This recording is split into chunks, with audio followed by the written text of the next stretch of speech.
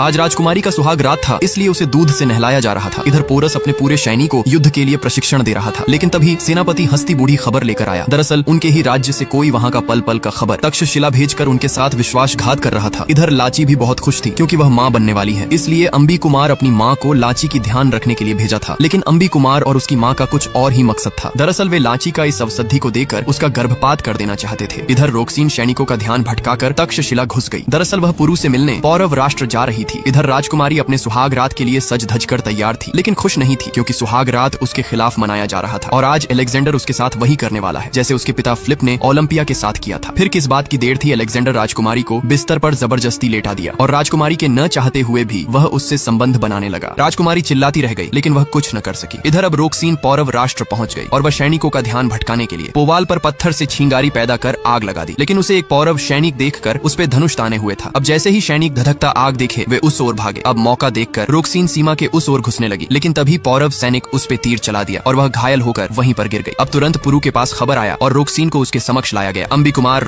अनुसुईया को तक्षशिला के सैनिक चक्रव्यूह में बंद कर उस पे बेरहमी से वार पे वार किए जा रहे थे और उसका भाई खड़े खड़े तमाशा देख रहा था। तभी सैनिकों ने अनुसुईया को मार गिराया। इधर पोरस और राजा बमनी अपने सेना सहित तीव्र गति से आ रहे थे, लेकिन अनुसुईया फिर उठ खड़ी हुई और अपने भाई अंबिराज से कही, तुम मुझे कितना भी घायल कर लो, लेकिन मैं आखिरी श्वास तक लड़ूंगी। इधर लाची अपनी जी जान लगाकर लड़ रही थी। अब इधर अनुसुईया सैनिकों मार गिराई। तब उसका भाई उससे लड़ने आया। तब अनुसुईया घायल अवस्था में ही बैलगाड़ी का पहिया उठाकर अपने भाई को जमीन पर मार गिराई। अब जैसे ही अनुसुईया उसका खेल खत्म करने वाली थी कि छल से पीछे से एक सैनिक ने उस पे तलवार घोंप दिया। तब अनुसुईया, आज तुमने सिद्ध कर दिया अंबिराज कि स्त्री पुरुष से ज्यादा शक्तिशाली होती है। अब राजा बमनी पहुंच चुके थे और वे चक्रव्यूह तोड़ने लगे। इधर निहत्थे अनुसुईया पर उसके अपने ही भाई ने उस पे तलवार घोंप दिया। इधर आज अलेक्जेंडर का चहेता घोड़ा का युद्ध में मृत्यु हो चुका था। इधर अंबिराज अनुसुईया को मारकर भागने लगे। अब अनुसुईया अपने पति के बाहों में आखिरी सांस ले रही थी। इधर पोरस अभी तक आते ही था। उधर अलेक्जेंडर अपने चहेता घोड़े का अंतिम संस्कार करते करते प्रण लिया कि जिसने भी मेरे चहेता घोड़ा को मारा है उसे मैं खत्म कर दूंगा। अब जब अनुसुईया अपने पति के बाहों में आखिरी सांस ले रही थी कि तभी पुरु भी वहां पहुंच गया और अपनी मां को इस अवस्था में देख वह तुरंत भागते हुए आया। अब अनुसुईया अपने पुत्र और पति को अखंड भारत का स्वप्न को पूरा करने कहकर वहीं पर धीरे धीरे अपनी दम तोड़ दी। तब पुरु अपनी मां को उठाया और राज्य वैद्य के पास ले गया। ओलंपिया वैद्यों में भगदौड़ देखकर समझ गई कि पौरव राष्ट्र का विनाश शुरू हो चुका है। अब राज वैद्य अनुसुईया की नाड़ी पकड़े, लेकिन उन्हें नाड़ी में कोई हलचल नहीं दिख रहा था। लेकिन पुरु के जिद के आगे उन्हें फिर औपचार के लिए ले जाया गया। ओलंपिया उन्हें देख अपने बेटा पर गर्व कर रही थी। अब जल्दी जल्दी अनुसुईया पर औषधि लगाया गया। अनुसुईया को मूर्छित देख सभी बहुत दुखी थे। तभी राज वैद्य लाची को औषधि लाने भेजा, लेकिन पुरु उसे रोककर अपने आप में बहुत शर्मिंदगी महसूस कर रहा था, क्योंकि उसने लाची की मां को मृत्यु से नहीं बचा पाया था। लेकिन तभी ओलंपिया आ गई और कहीं अपना वक्त बर्बाद कर रहे हो तुम लोग। तब सभी उसे गुस्से की नजर देखने लगे। तब ओलंपिया, मेरा बेटा तुम में से किसी को नहीं छोड़ेगा, सबको चुन चुन के मारेगा कहीं। तब पुरु, मृत्यु का भय दिखा रही हैं आप मुझे, अब मैं आपको दिखाता हूँ मृत्यु का भय कैसा होता है, कहकर औजात निकाल कर उसकी ओर बढ़ने लगा। क्या पुरु? अब पुरु चाकू पकड़कर आगे बढ़ा, लेकिन वह ओलंपिया को बस डराने के लिए कर रहा था। तभी पुरु ओलंपिया से कहा, अब तक आपने हम भारतीयों का प्रेम देखा है, लेकिन अब देखोगे तो हमारा प्रतिकार। इधर अलेक्जेंडर अपनी मां को छुड़ाने पौरव राष्ट्र जाने की तैयारी कर रहा था। इधर पुरु लाची को पूछा, ये तलवार किसकी है और किसने मेरी मां पर प्रहार किया? लाची। और उसी समय पुरु प्रण लिया कि जिसने भी मेरी मां को इस तलवार से आघात पहुंचाया है उसे मैं खत्म कर दूंगा। तब लाची सारी बात बताई कि कैसे उसके ही मामा ने उसकी मां को चक्रव्यूह में बंद कर बेरहमी से उस पे वार कर उसे मौत के करीब पहुंचा दिया। तब तो पुरु का और ज्यादा पारा चढ़ गया। इधर अंबिराज अलेक्जेंडर के पास आ गया, लेकिन अलेक्जेंडर उसे कायर कह रहा था, क्योंकि वह अनुसुईया को समाप्त नहीं कर पाया था। इधर पुरु ओलंपिया को जबरदस्ती उसके बेटा के पास ले जाने लगा। वहीं लाची का पिता उससे माफी मांग रहा था, क्योंकि वह भावना में आकर दुश्मनों का साथ दिया। इधर पुरु झेलम के ऊंची चोटी पर आ गया और धनुष बाण निकाला और चला दिया। तीर जाकर अलेक्जेंडर के नाव में लगी। दरअसल पुरु तीर में संदेश भेजा था। अलेक्जेंडर बिना समय गवाए चोटी पर पहुंच गया। तभी पुरु उसकी मां को घाई में लटका दिया। तब अलेक्जेंडर तिल मिला सा गया और पुरु ने एक शर्त रखा, अगर तुम मुझे अंबिराज दोगे तो ही तुम्हें तुम्हारी मां मिलेगी। तब अलेक्जेंडर वापस अंबिराज को लेने आ गया। दरअसल अंबिराज अलेक्जेंडर के दबाव में आकर अनुसुईया की हत्या करने की कोशिश की, क्योंकि उसके पुत्र को अलेक्जेंडर ने बंदी बना लिया था। लेकिन तभी अलेक्जेंडर अंबी कुमार को कारागार से आजाद कर दिया और उसकी मां से कहा, अब आपका बेटा आजाद हो जाएगा, लेकिन तभी जब आपका पति हमारे कहे मुताबिक पोरस के हवाले हो जाए और मैं मेरी मां वापस ला सकूं।